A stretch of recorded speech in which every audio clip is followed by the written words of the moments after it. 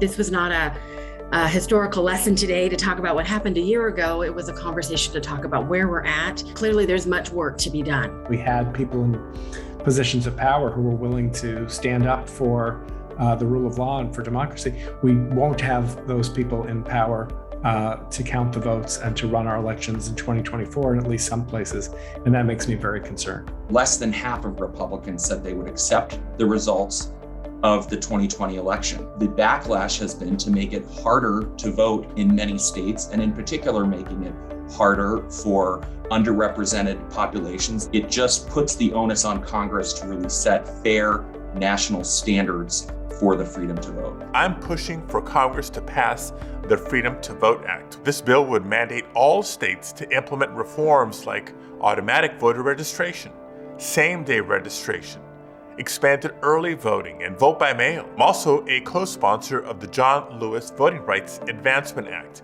which would restore much-needed protections against cynical and discriminatory attempts at voter suppression. We don't think of voting security when we think of national security historically. We need to rethink that in some ways. The threat on the voting process is both kinetic and, if you will, virtual. Misinformation, telling them the wrong date, telling them the wrong polling location. We now have people who are refusing to work in the polls because of the threats they're receiving. We've had threats in the past of governors who were targeted. We need to have the Office of Director of National Intelligence involved in a comprehensive threat assessment across the country.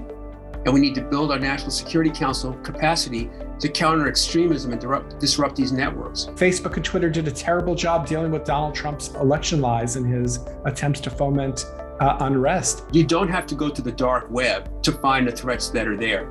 And these companies are not only ignoring them, but promoting them. Some of the solutions are legal, making it illegal to lie about when, where, and how people vote. If we can't pressure Facebook to fix it, then that says we need an antitrust solution to deal with Facebook. They cannot regulate themselves to effectively combat disinformation. So while we continue to push for federal legislation, it is going to take, I think, social pressure. Because our elections are so hyper-decentralized, it means that there's room for action on the local level.